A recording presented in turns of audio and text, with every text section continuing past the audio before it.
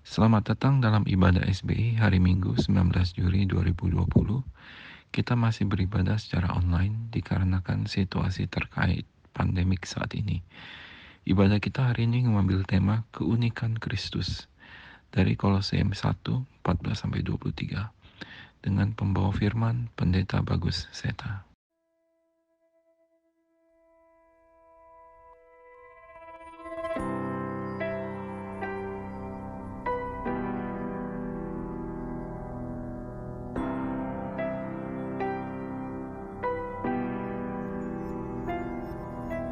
Who has held the oceans in his hands?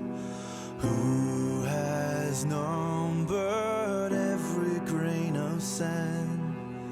Kings and nations tremble at his voice. All creation rises to rejoice. Behold our God, seated on his throne. Come, let us adore him. Behold our King, nothing can compare. Come, let us adore him.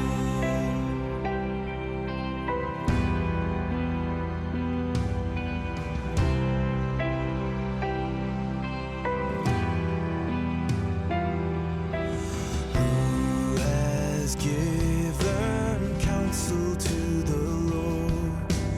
Who can question any of his words? Who can teach the one who knows all things? Who can fathom all his wondrous deeds? Behold our God, seated on his throne. Come, let us adore him. Behold our King, nothing can compare. Come, let us adore him.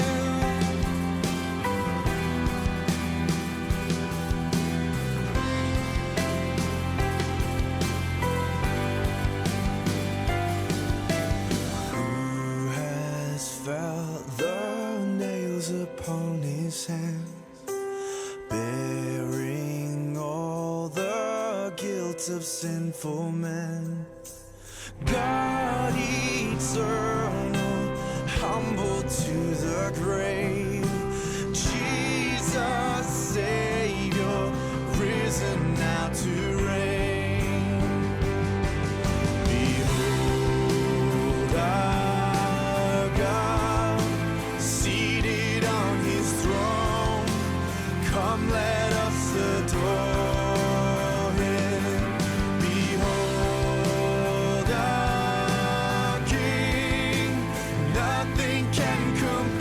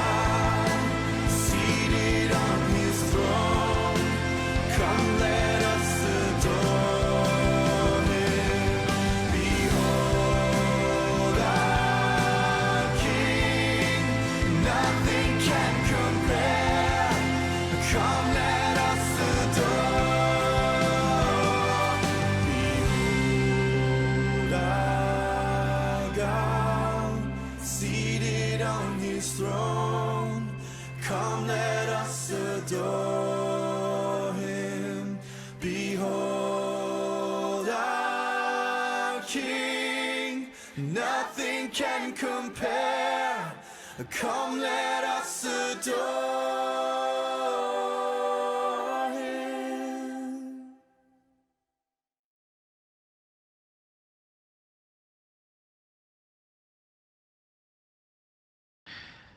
Dalam surat Filipi 3, 7-8, Rasul Paulus menuliskan, "Tetapi apa yang dahulu merupakan keuntungan bagiku, sekarang kuanggap rugi karena Kristus." Ayat 8, "Malahan segala sesuatu kuanggap rugi, karena pengenalan akan Kristus Yesus Tuhanku lebih mulia daripada semuanya. Oleh karena dialah aku telah melepaskan semuanya itu, dan menganggapnya sampah supaya aku memperoleh Kristus." Marilah kita beribadah kepada Tuhan Allah kita dalam kerinduan untuk mengenal Kristus Allah yang sejati.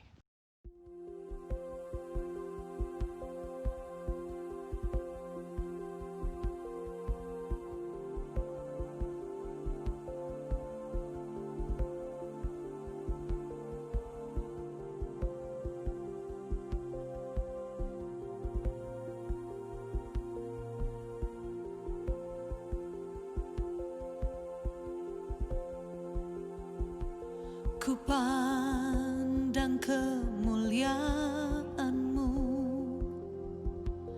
Imam besar maha agung.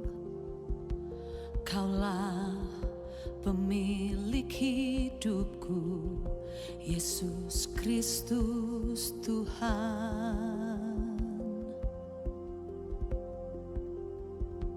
Sujud di depan tahta-Mu, taklukkan seluruh hidupku. Dalam tangan-Mu penebus, Yesus Kristus Tuhan.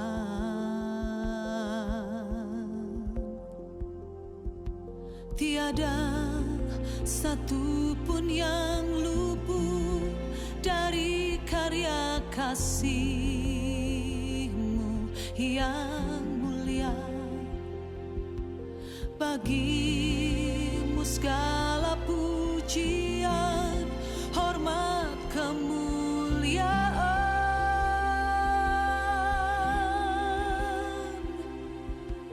Engkau Tuhan ku tinggikan, yang bangkit dan menang, Yesus Kristus Tuhan. Raja mulia dan luhur, berkorban bagiku. Selamatkan jiwaku.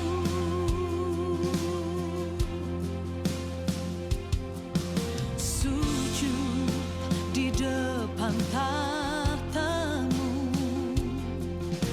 taklukkan seluruh hidupku. Dalam tangan-Mu penebus, Yesus Kristus Tuhan.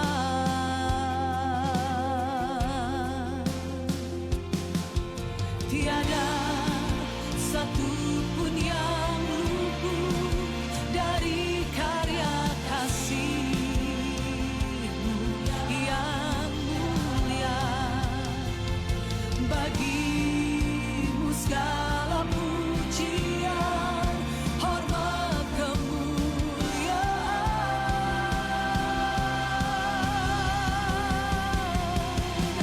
Engkau Tuhan ku tinggikan,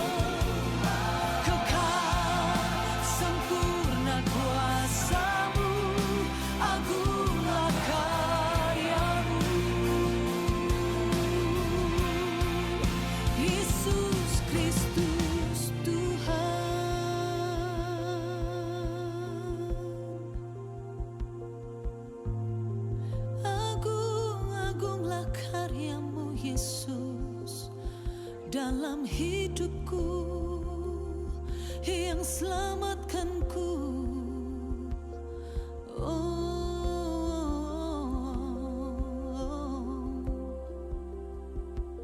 Tiada satu pun yang luput dari karya kasih-Mu yang mulia. Bagi-Mu segala pujian, hormat, kemuliaan.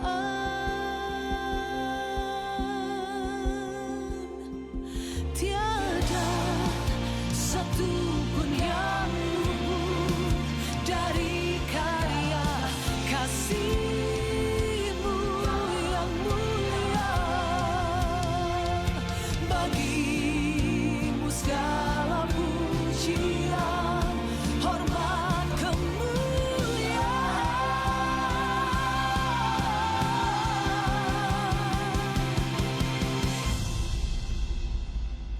Engkau Tuhan ku tinggikan, Yesus Kristus Tuhan, Raja mulia dan luhur, berkorban bagiku, bagi hidupku. Maka jiwaku memuja Yesus, Yesus Kristus Tuhan. Kuasa-Mu agunglah karya-Mu.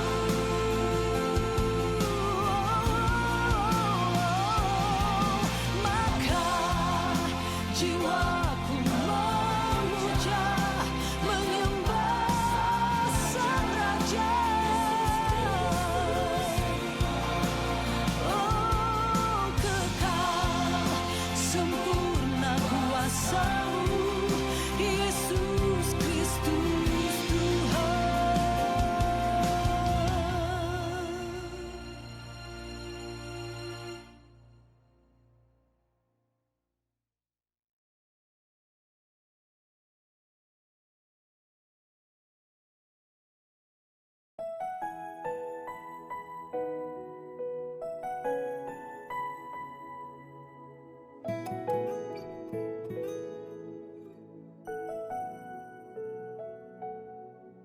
Kau tahu hatiku Tuhan,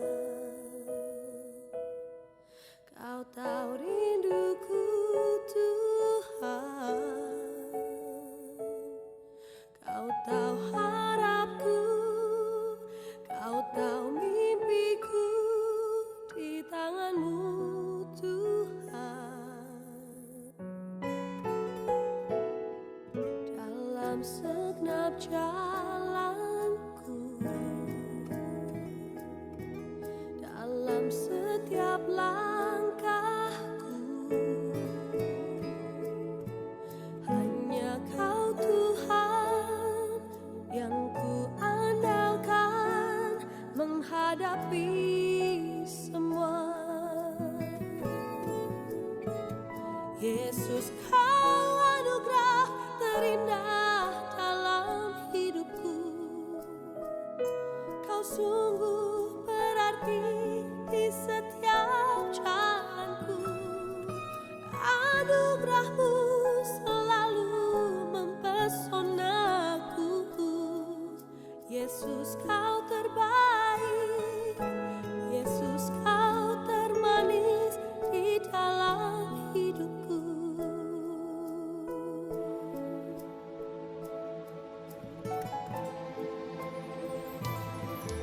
Kau tahu hatiku Tuhan,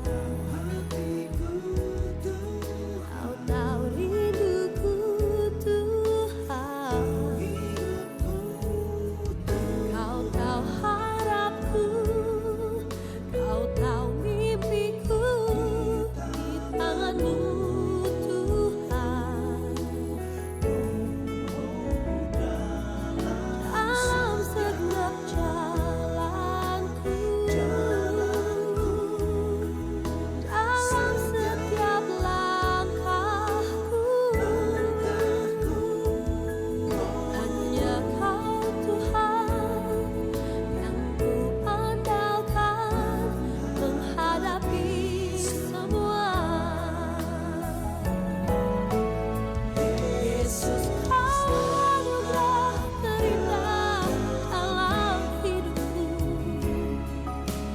sungguh berarti di setiap jalanku, dan anugerahmu selalu mempesonaku. Yesus kau terbaik, Yesus kau termanis di dalam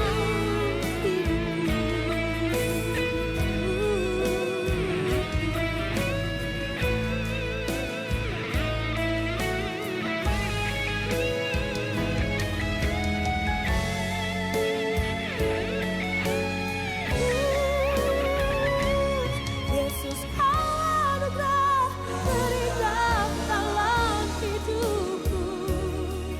Kau sungguh berarti di setiap jalanku. Anugerahmu selalu mempesonaku. Yesus kau terbaik, Yesus kau termanis di dalam hidupku.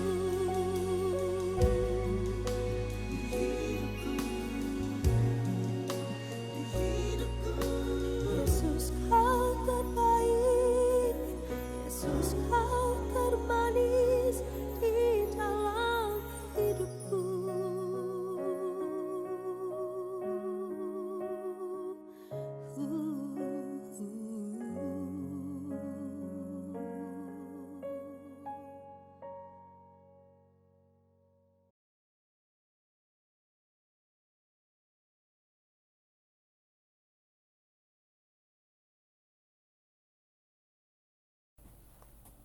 Berita Gereja SBI pada hari Minggu 19 Juli 2020.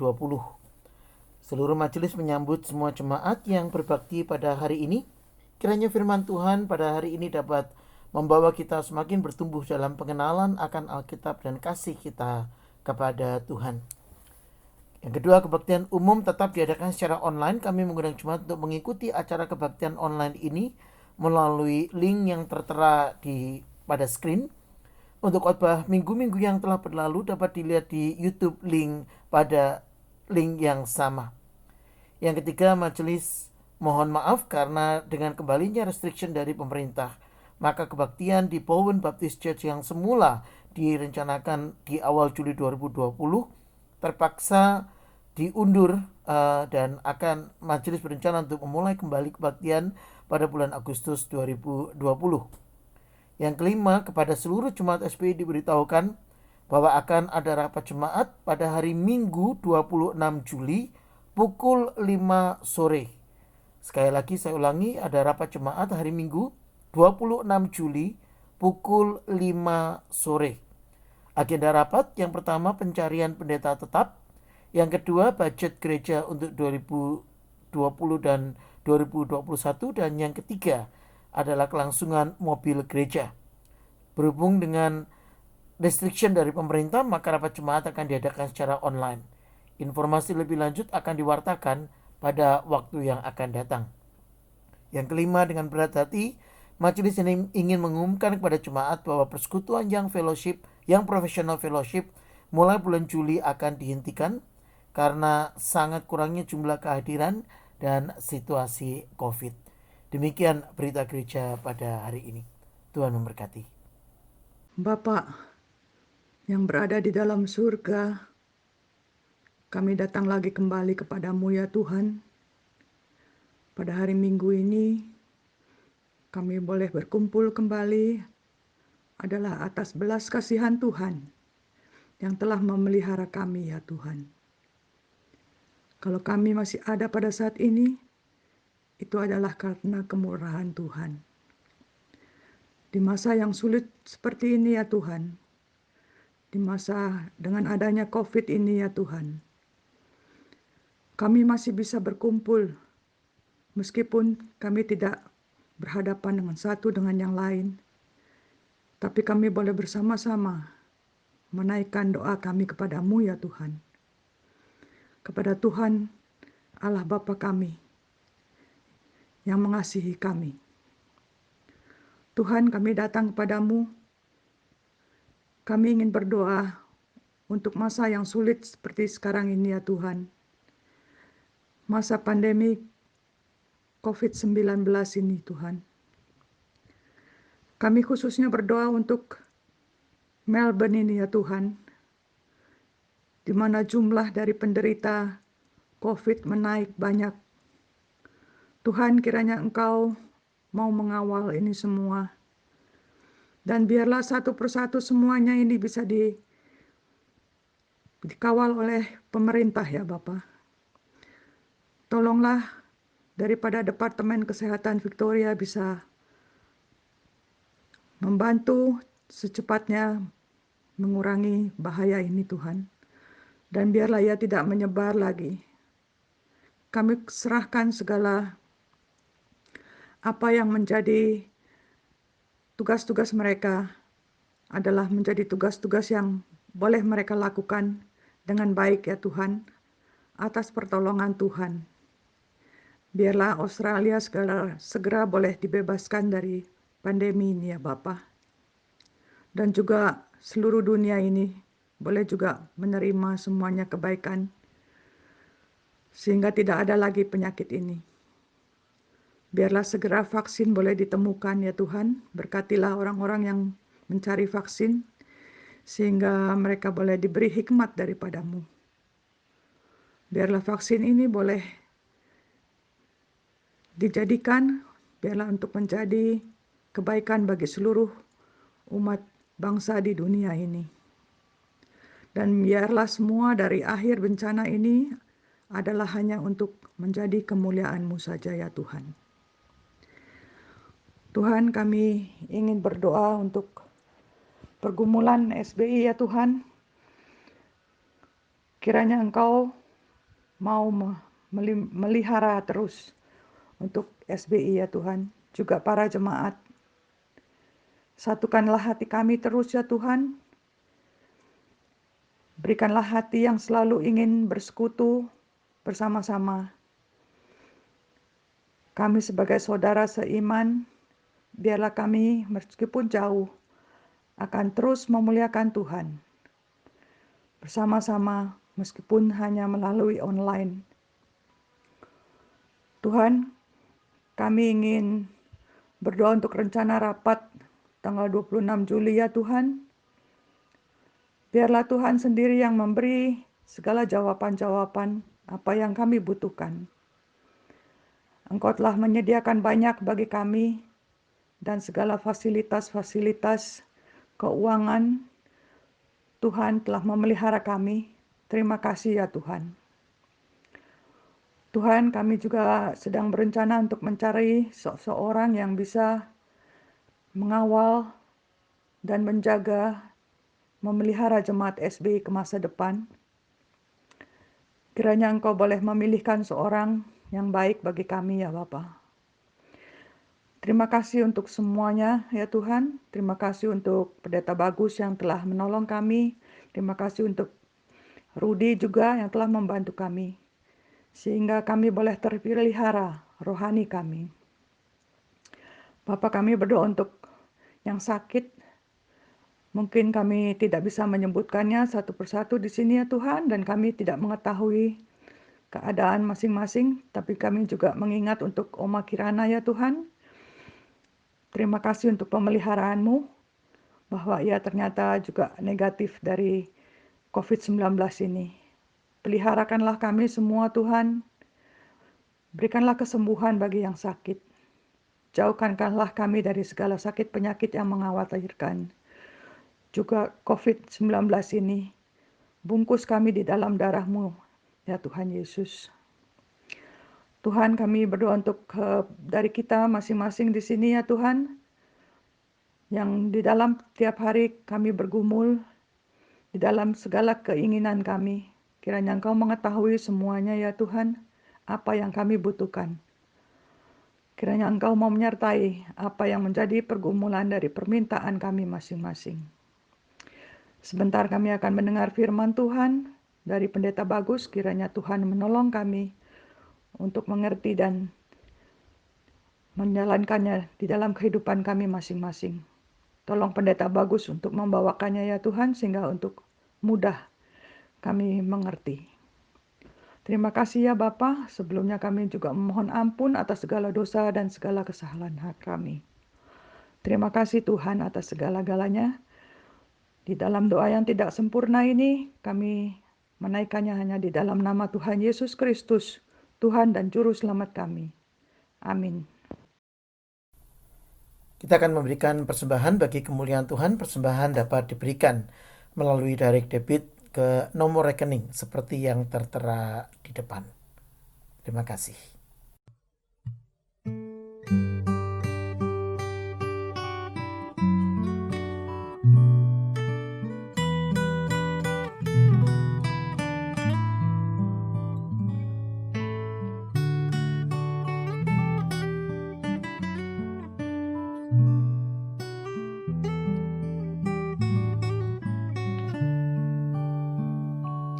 Hai, sudahkah kau dengan segenap hati tetap layani Tuhanmu yang telah serahkan hidupnya dan mati supaya lenyap semua dosamu. Hai, sudah berapa banyak yang di lembah kau bawa untuk tajuk sultanmu, dan sudah berapa jiwa datang sembah telut di salib Tuhanmu. Pembacaan Alkitab untuk ibadah hari ini diambil dari Kolose pasal 1 ayat 15 sampai dengan ayat yang ke-23. Ia adalah gambar Allah yang tidak kelihatan, yang sulung lebih utama dari segala yang diciptakan, karena di dalam Dialah telah diciptakan segala sesuatu yang ada di sorga dan yang ada di bumi, yang kelihatan dan yang tidak kelihatan, baik singgasana maupun kerajaan, baik pemerintah maupun penguasa. Segala sesuatu diciptakan oleh Dia dan untuk Dia. Ia ada terlebih dahulu dari segala sesuatu, dan segala sesuatu ada di dalam Dia. Ialah kepala tubuh, yaitu jemaat. Ialah yang sulung, yang pertama bangkit dari antara orang mati, sehingga Ia yang lebih utama dalam segala sesuatu.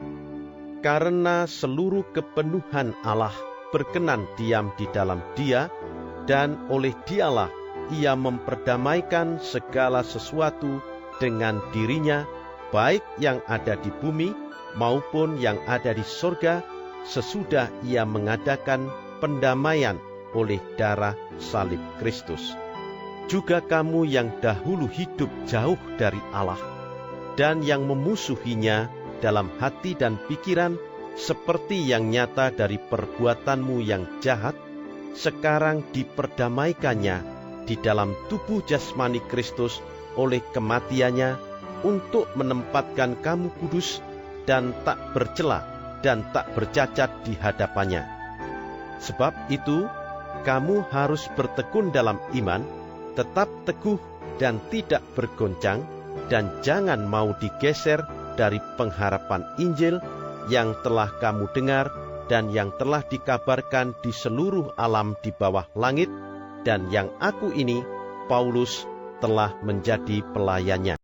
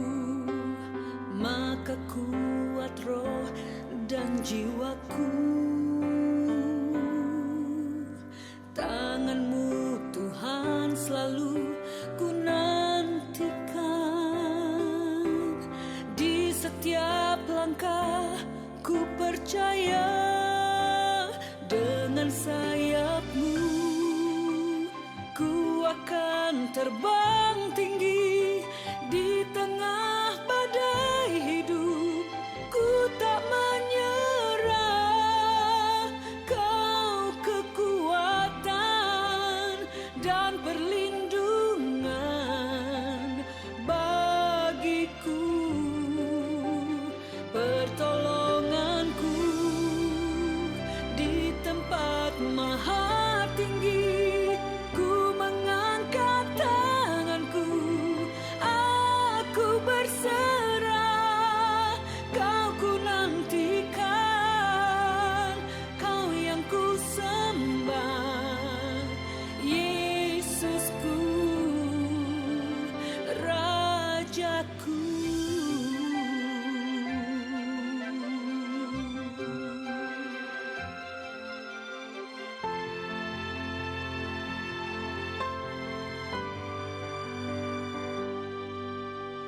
Firman-Mu berkata Kau besertaku, maka kuat roh dan jiwaku. Tangan-Mu Tuhan selalu ku nantikan, di setiap langkah ku percaya dengan sayap-Mu ku akan terbang tinggi di tengah badai hidup. Ku tak menyerah, Kau kekuatan dan perlindungan bagiku, pertolonganku di tempat maha tinggi. Ku mengangkat tanganku, aku berserah, Kau ku nantikan, Kau yang ku sembah, Yesusku, Rajaku.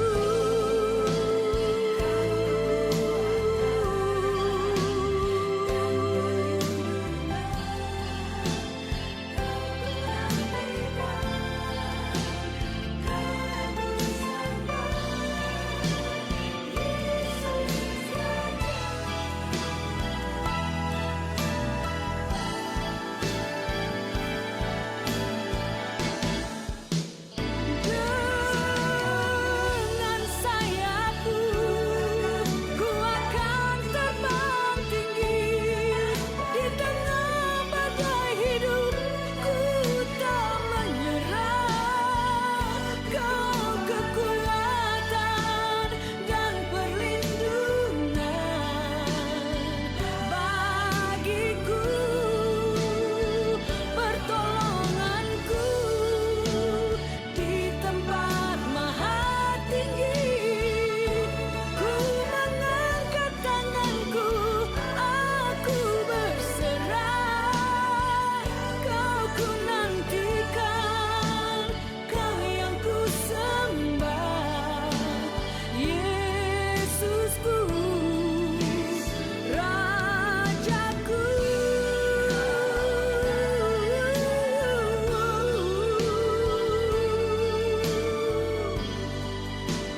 Kau ku nantikan, Kau yang ku sembah, Yesusku,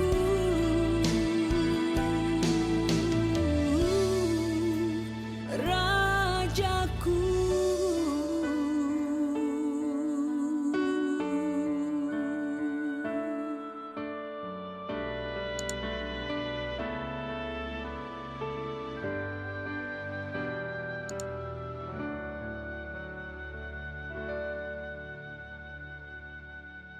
Jemaat kekasih Kristus, kita bertemu kembali pada hari ini untuk kita melanjutkan perenungan dan penggalian firman Tuhan pada hari ini yang terambil dari surat Kolose, dan kita melanjutkan bacaan kita dari Kolose pasal 1 ayat 15 sampai dengan ayat yang ke-23.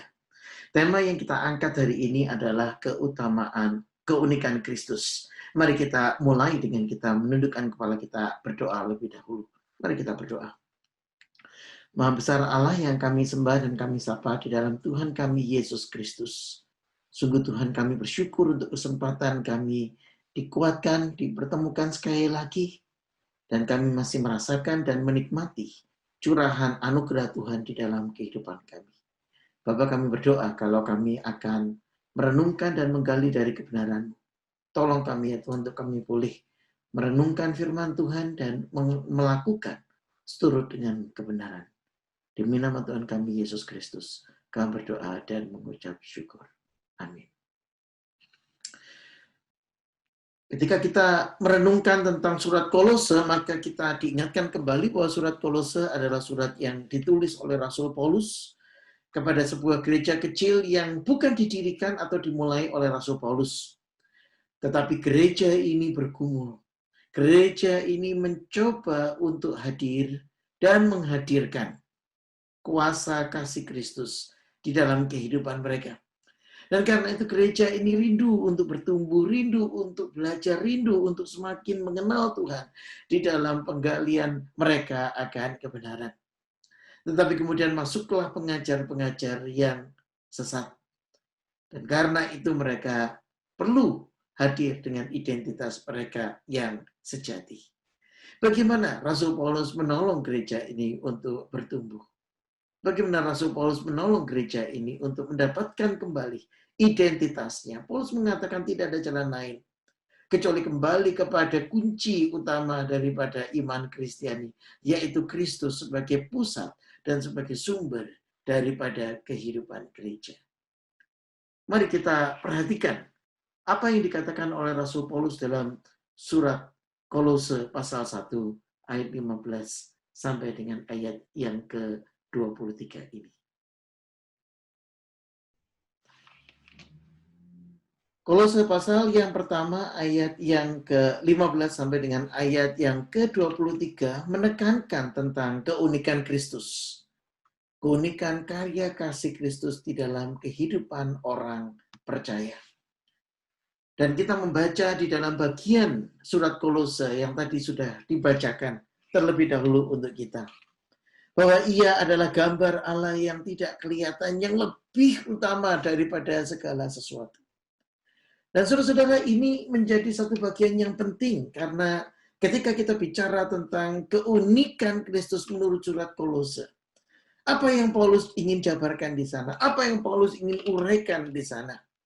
Paulus mengatakan bahwa Kristus itu unik dan keunikan Kristus itu mencakup banyak aspek di dalam kehidupan orang percaya, di dalam aspek relasinya dengan Allah, dalam aspek relasinya dengan gereja yang hari ini bergumul. Dan karena itu mari kita mulai dengan kita memikirkan lebih dahulu mengapa ini penting, mengapa topik ini sungguh amat penting. Saudara-saudara, saya percaya Anda akan cukup familiar dengan atau cukup akrab dengan pengajaran-pengajaran yang sesat yang berkeliaran di sekitar gereja. Ada kelompok yang menekankan kepada pentingnya untuk percaya kepada kerajaan 1000 tahun. Ada lagi kelompok orang yang menekankan kepada pentingnya untuk melakukan perbuatan baik. Ada lagi kelompok yang saya bisa mengambil contoh menyebutkan nama, yaitu misalnya kelompok Saksi Yehova yang mencoba untuk menggugat ketuhanan Kristus. Nah, saudara-saudara, ketika kita menoleh di luar kita, melirik di luar kita, maka kita mendapati banyak sekali pemahaman atau anggapan tentang Tuhan Yesus yang tidak berdasarkan Alkitab. Yang pertama, anggapan bahwa Yesus itu bukan Tuhan. Yesus hanya seorang nabi. Yesus hanya satu orang guru. Yesus hanya seorang guru agung, seorang yang suci, yang layak untuk dihormati, tapi bukan untuk disembah. Nah, saudara-saudara, ajaran ini terjebak kepada kemanusiaan Yesus. Sedemikian sehingga Yesus dianggap tidak lebih daripada yang lain. Jika demikian halnya, mengapa Alkitab menubuatkan tentang kedatangan Tuhan Yesus? Mengapa Alkitab kita memusatkan perhatiannya kepada Tuhan Yesus? Dan mengapa Kristus menjadi figur sosok yang sangat penting dalam keseluruhan Alkitab? Mengapa Kristus mati dan bangkit kembali, naik ke surga, dan tidak pernah mati lagi? Saudara-saudara, ini adalah satu realitas, satu kenyataan yang tidak bisa terbantahkan mengenai ketuhanan Kristus. Tetapi ada orang yang masih mencoba menjawab dengan mengatakan, oh itu karena dia memang bukan manusia. Tetapi dia hanyalah satu sosok figur yang ada di surga, yang dikenal dengan nama malaikat. Bahkan kelompok ini menekankan bahwa Yesus itu tidak lebih daripada pemimpin rombongan malaikat. Oh, kalau demikian halnya, bagaimana bisa yang bukan manusia ini hadir dan terlibat di dalam kehidupan manusia dan memanggul beban yang sama dengan kita? Kitab Ibrani menegaskan dia sama seperti kita, hanya dia tidak berbuat dosa. Orang lain lagi mengatakan Yesus itu adalah manusia kalau begitu. Tapi dia bukan siapa-siapa. Dia bukan juru selamat. Dia hanya sekedar tokoh sejarah yang diciptakan oleh manusia. Dibentuk melalui pemikiran manusia, kreativitas manusia. Untuk membuat sebuah kelompok yang bernama Kristen. Supaya bisa mendapatkan nama di dalam sejarah. Oh saudara-saudara, tetapi Tuhan Yesus tidak pernah mendirikan agama. Ketika Kristus hadir dalam dunia ini, dia memanggil pengikut. Dia tidak menciptakan agama. Karena agama adalah bentukan manusia. Tafsiran dan terjemahan manusia yang mencoba untuk mengerti dan memahami Allah. Tetapi pada kenyataannya, iman Kristiani lebih dari sekedar sebuah agama. Iman Kristiani menekankan tentang relasi Allah dengan manusia. Allah yang mau terlibat, Allah yang mau mengorbankan anaknya, supaya manusia beroleh persekutuan dengan dia.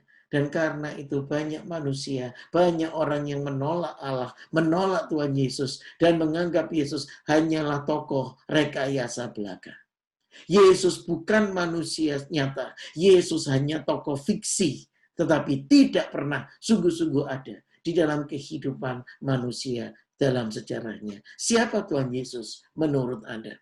Kolose 1 ayat 15 sampai dengan 23 mengajak kita untuk merenungkan tentang keunikan Yesus sebagai pribadi yang tidak tertandingi, sebagai pribadi yang unik, yang utama dibandingkan dengan banyak ciptaan yang lain. Kolose menekankan bagaimana keunikan Kristus ini hadir dalam relasi dengan Allah. Ia adalah gambar Allah yang tidak kelihatan. Ayat 15. Tetapi seluruh kepenuhan Allah berkenan. Saya ingin membantu dengan tafsiran atau terjemahan yang lebih tepat. Seluruh kepenuhan Allah berkenan berdiam, yaitu tinggal atau menetap di dalam Dia. Saudara-saudara, dua kalimat ini menekankan kepada Anda dan saya bahwa Yesus adalah Allah sejati. Bahwa Yesus adalah Sang Ilahi, Sang Immanuel, Allah yang beserta dengan kita, Allah yang turun dan hadir di dalam kehidupan manusia. Mengapa iman Kristen itu unik? Karena iman Kristen tidak didasarkan kepada tokoh manusia. Tetapi bukankah Yesus itu manusia? Benar. Tetapi dia bukan sekedar manusia biasa. Karena di dalam keberadaan Yesus berdiam seluruh kesempurnaan Allah. Oh, tidak mungkin. Beberapa dari kita mungkin mengatakan demikian. Tidak mungkin itu terjadi. Bagaimana Allah yang tidak terbatas dapat masuk di dalam diri manusia yang terbatas? Untuk apa Allah perlu melakukan itu? Jawabannya adalah karena Allah begitu mengasihi kita. Allah tahu bahwa manusia tidak bisa keluar dari dosa. Allah tahu bahwa manusia tidak bisa melepaskan diri dari dosa. Yang terbaik, yang paling hebat yang bisa dilakukan manusia adalah mencoba mengaburkan fakta dosa. Saudara-saudara, berbohong itu sesuatu yang negatif, sesuatu yang dihindari. Kenapa? Karena ketika kita berbohong, cara untuk menutupi kebohongan itu adalah dengan berbohong sekali lagi. Saudara-saudara, ketika kita merenungkan tentang Kristus dan kita berpikir, mungkinkah Yesus itu berbohong? Mungkinkah Yesus itu hidup di dalam kepembohongan diri? Tidak sungguh-sungguh mengakui, tidak sungguh-sungguh mengalami atau bukan merupakan Allah yang sejati. Kalau benar demikian, lalu bagaimana Alkitab menjelaskan? Bagaimana sejarah akan menjelaskan tentang mujizat yang dikerjakan oleh Tuhan Yesus? Bagaimana Alkitab akan menjelaskan tentang penggenapan setiap nubuat yang terjadi dengan begitu detail? Kalau Anda ingin menggali lebih dalam, Anda bisa bergabung dengan kelompok PA yang diadakan setiap hari Jumat minggu kedua dan yang keempat, dan rekan-rekan yang ikut PA bisa, atau pemahaman Alkitab, bisa mengaminkan atau bisa membantu penjelasan yang saya uraikan di sini, bahwa ketika kita membaca Alkitab, kita mendapati bagaimana Kristus menggenapi, Yesus Kristus itu menepati bahkan detail yang paling kecil daripada pernyataan Alkitab, dari perjanjian lama sampai dengan awal perjanjian baru. Saudara-saudara, mungkinkah orang yang berbohong bisa melakukan itu? Yohanes pasal 1 ayat 18 mengatakan, tidak ada seorang pun yang melihat Allah, tetapi anak tunggal Bapa yang ada di pangkuan Bapa, dialah yang menyatakannya. Kristus adalah Allah yang berkenan untuk mengulurkan tangan, untuk menapakkan kaki, dan memberikan dirinya masuk ke dalam dunia, supaya manusia mendapatkan keselamatan, mendapatkan pemulihan relasi, mendapatkan kehidupan yang baru bersama dengan Tuhan. Yang kedua, bagaimana relasi Kristus dengan ciptaan? 15 sampai dengan 17. Ia adalah yang sulung, lebih utama dari segala yang diciptakan. Karena di dalam dialah telah diciptakan segala sesuatu yang ada di surga dan yang ada di bumi, yang kelihatan dan tidak kelihatan, singgahsana maupun kerajaan, pemerintah maupun penguasa, segala sesuatu diciptakan oleh Dia dan untuk Dia. Dia ada terlebih dahulu dari segala sesuatu, dan segala sesuatu ada di dalam Dia. Saudara-saudara, Alkitab menuliskan bahwa Ia adalah yang sulung, lebih utama dari segala yang diciptakan. Nah, ketika kita berjumpa dengan kata yang sulung ini, kita akan cenderung berpikir, oh kalau begitu Yesus adalah ciptaan yang pertama. Kalau demikian halnya, maka ada satu kelompok ajaran sesat yang mengatakan Yesus itu adalah sekedar ciptaan. Saudara-saudara, tetapi kata yang sulung ternyata belum tentu berarti yang pertama. Mari kita ambil contoh Alkitab. Mari kita lihat riwayat yang paling terkenal saja misalnya. Esau dan Yakub. Si kembar yang lahir dari rahim yang sama, dengan selisih waktu yang sedikit berbeda karena keduanya adalah kembar. Siapa yang tua? Siapa yang disulungkan, saudara-saudara? Yang disulungkan adalah Esau. Tetapi siapa yang mendapatkan hak kesulungan? Yang mendapatkan hak kesulungan adalah Yakub. Oh, tapi itu kan karena kelicikan Yakub, Pak. Oh iya, tetapi jangan lupa bahwa sudah ada pemberitahuan dari Tuhan. Sudah ada peringatan dari Tuhan kepada Ribka, ibu Yakub, tentang apa yang terjadi. Oh, tapi itu kan didapat karena upaya Yakub. Oke. Jika Anda mau berargu dari sisi sana, mari kita lihat sekarang Ishak dan Ismail. Ishak adalah ayah dari Yakub dan Esau. Dan kalau menilik urutan kelahiran, siapa yang lebih tua, Ishak atau Ismail, saudara-saudara? Ada beda sekitar 13-15 tahun di antara keduanya. Dan menurut urutan kelahiran, Ismail adalah yang pertama. Tetapi siapa yang mendapatkan hak kesulungannya? Yang mendapatkan hak kesulungan dari Abraham ternyata bukan Ismail, melainkan Ishak, saudara-saudara. Alkitab menegaskan hal ini dengan sangat jelas dan sangat cermat, berargumen kepada siapa yang sesungguhnya menjadi istri yang dijanjikan oleh Tuhan di dalam Galatia pasal yang keempat. Paulus berargumen tentang Hagar dan Sarah. Siapakah yang menjadi pilihan Tuhan? Dan siapakah yang ditentukan Tuhan menjadi si sulung? Yang utama belum berarti yang pertama. Mungkin kita akan mengatakan lagi, oh tetapi itu kan masih bisa diperdebatkan. Karena masih banyak orang yang tidak yakin dengan hal itu. Dan karena itu masih poin tentang yang sulung sebagai yang utama itu masih menjadi satu keraguan-raguan. Saudara-saudara, mari kita perhatikan lagi di dalam sejarah Yakub. Yakub memiliki 12 anak laki-laki dan 1 anak perempuan Dina. Dan saudara-saudara, di Kejadian pasal yang ke-49, ketika dia membagi-bagikan berkatnya kepada anak-anaknya, siapa yang mendapatkan hak kesulungan? Siapakah yang menerima lambang sebagai hak kesulungan itu? Saudara-saudara, kita mendapati ada hal yang menarik di sini. Ruben diakui sebagai anak sulung Yakub. Tetapi tongkat kerajaan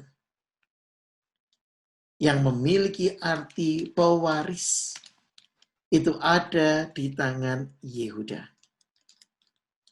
Ada di tangan Yehuda, yaitu anak keempat. Dan saudara-saudara, kalau kita membaca tentang banyaknya anugerah Tuhan yang dicurahkan, maka kita mendapati bahwa Yehuda ini dipercaya sebagai yang utama, sebagai model, sebagai teladan bagi saudara-saudaranya yang lain. Dan ini saudara-saudara mengingatkan kita kepada Kristus sebagai model atau teladan penciptaan. Kejadian pasal 1 ayat yang ke-27-28. Allah mengatakan, marilah kita menciptakan manusia menurut gambar dan rupa kita. Menurut gambar dan rupa Allah diciptakannya dia. Laki-laki dan perempuan diciptakannya mereka.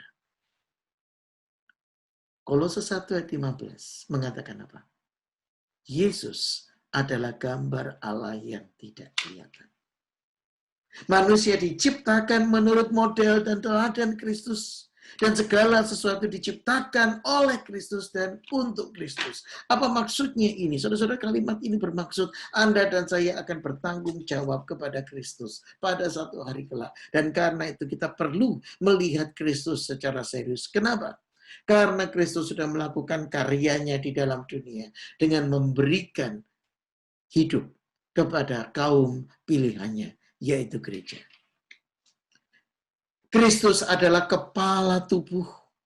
Kata kepala di dalam bahasa Yunani memiliki konotasi sumber atau otoritas yang paling tinggi.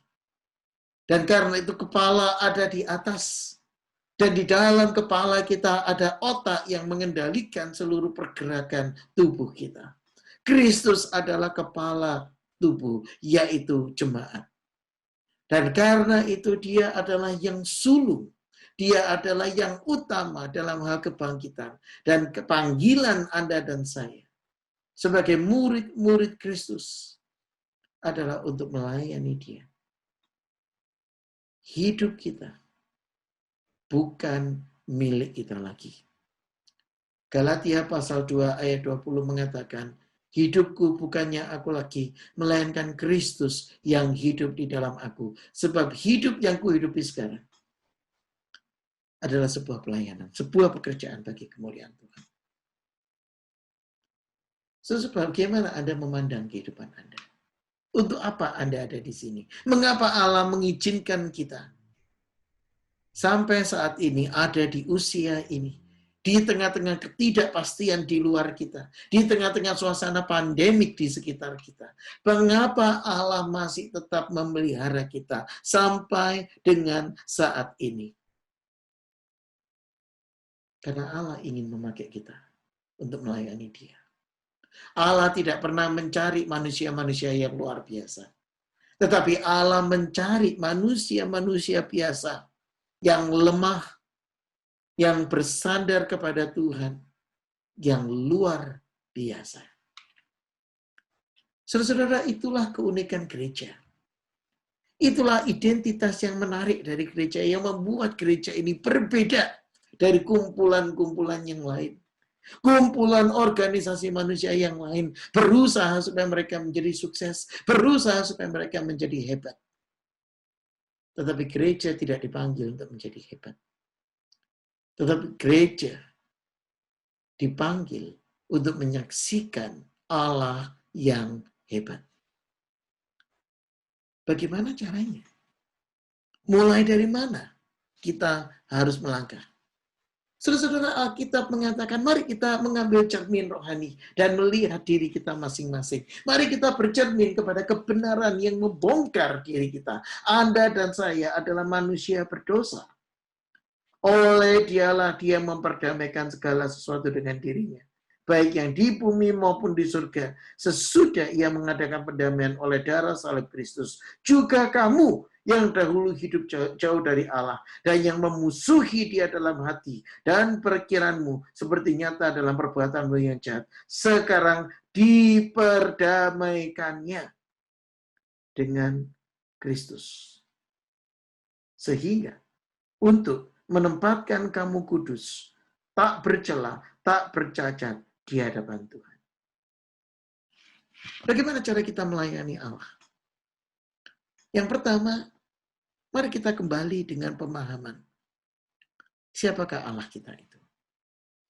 Apakah kita menyadari Allah mana? Allah siapa yang sedang kita sembah? Ada banyak pilihan sembahan di dunia ini. Allah-Allah yang lain, ilah-ilah yang bukan ilah yang sejati. Mari kita menanyakan kepada diri kita masing-masing, apakah kita sedang menyembah Allah yang sejati, Allah yang benar dalam kehidupan kita. Yohanes 17 ayat yang ketiga mengatakan, inilah hidup yang kekal itu, yaitu mengenal Engkau Allah yang benar dan mengenal Yesus Kristus yang Engkau utus. Di dalam devosi kita hari ini, diaken kita sudah mengutip dari surat Filipi. Apa yang dahulu aku anggap sebagai yang penting, sekarang ku anggap sampah karena Kristus. Mengapa Kristus penting? Yang kedua, karena Dia melakukan kasih. Kasih Allah bukan teori. Kasih Allah bukan catatan. Kasih Allah bukan sebuah nota yang dituliskan di bagian akhir dari cerita.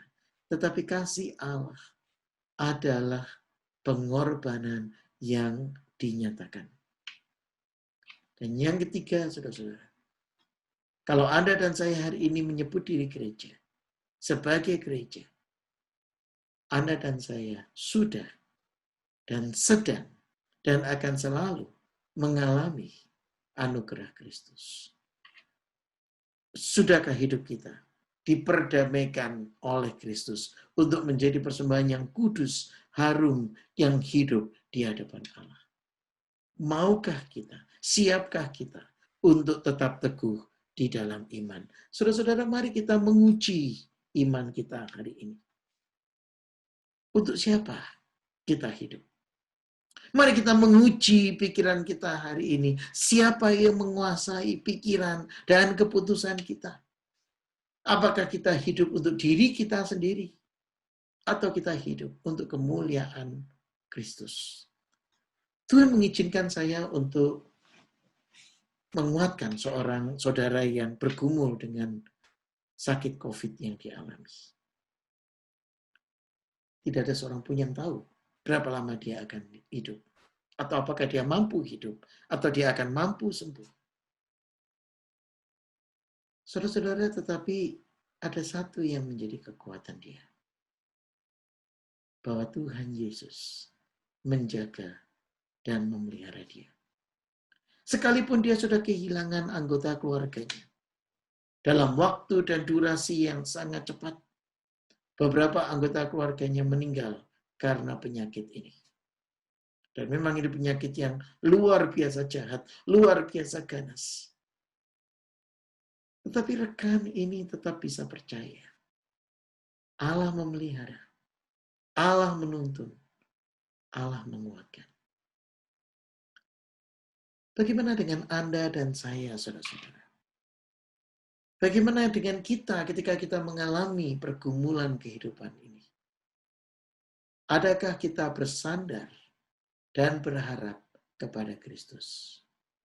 Adakah kita melihat Kristus sebagai yang unik, yang utama, yang lebih besar daripada segala sesuatu? Adakah kita melihat hidup kita sebagai bagian dari sejarah perjalanan bersama dengan Kristus? Bagaimana dengan kehidupan Anda? Mari kita berdoa. Bapa di dalam surga, kembali kami kepadamu hari ini. Kembali kami menyandarkan diri kepada Tuhan. Ketika kami berdoa, kami meletakkan seluruh kehidupan kami ke dalam tangan-Mu. Ketidakmampuan kami, pertanyaan kami, ketidakpastian yang kami hadapi, rutinitas yang kami jalani, sukacita yang kami nikmati. Tuhan, kami berhenti sejenak, karena kami menyadari Engkau adalah Allah yang hidup, Allah yang memelihara, Allah yang tidak pernah berhenti menuntun setiap kami. Tolong kami ya Bapa, supaya kami boleh belajar untuk menghadirkan Kristus di dalam kehidupan kami. Dan kami boleh belajar untuk mempraktekkan Kristus dalam keseharian kami. Karena kami tahu ya Tuhan, kami lemah. Tetapi hanya oleh kasih-Mu, hanya oleh kemurahan-Mu, Engkau memberikan kami kekuatan, Engkau memberikan kami iman, Engkau memberikan kami pengharapan sekali lagi untuk menatap ke masa depan. Di sini kami ya Tuhan. Tolong kami, supaya kami boleh belajar, berharap, berserah, dan bersandar hanya padamu. Di dalam nama Tuhan kami, Yesus Kristus, Tuhan dan Juru Selamat kami yang hidup, Allah kami yang setia, kami berdoa dan mengucap syukur. Amin.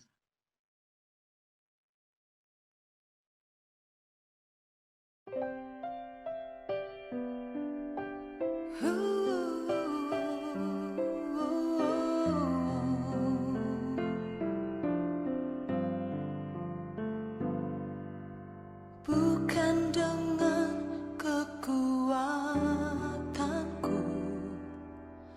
ku dapat jalani hidupku tanpa Tuhan yang di sampingku. Ku tak mampu sendiri. Engkaulah kuatku yang menopangku. Ku pandang wajah-Mu dan berseru, pertolonganku datang dari-Mu. Peganglah tanganku, jangan lepaskan. Kaulah harapan dalam hidupku.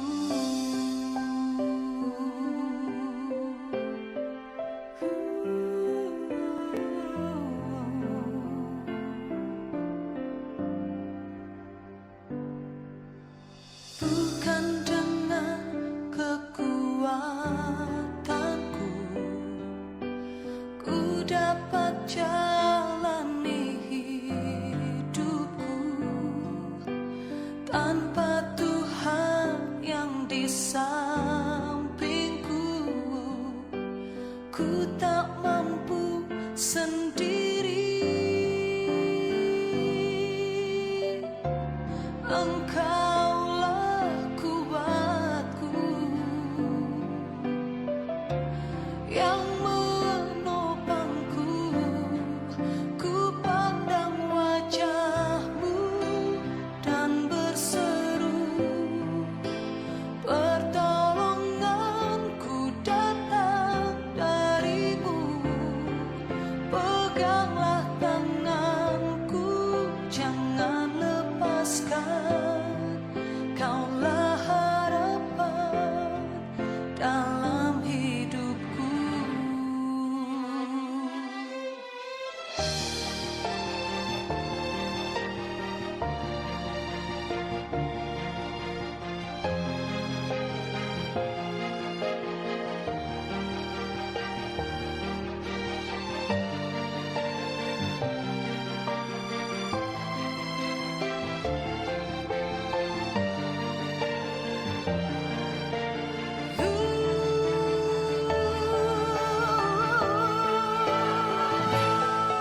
Ku pandang wajah-Mu dan berseru, pertolonganku datang dari-Mu.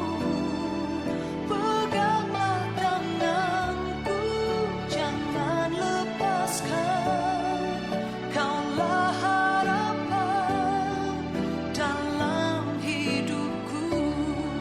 Ku pandang wajah-Mu dan berseru, pertolonganku datang dari-Mu. Peganglah tanganku, jangan lepaskan. Kaulah harapan dalam hidupku. Kaulah harapan dalam hidupku.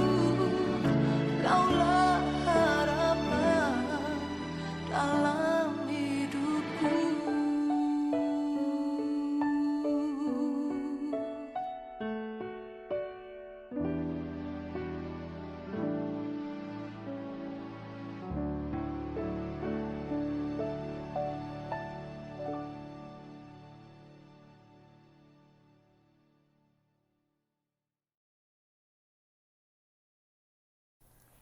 Jemaat kekasih Kristus, mari kita akhiri ibadah kita dengan menerima berkat dari Tuhan.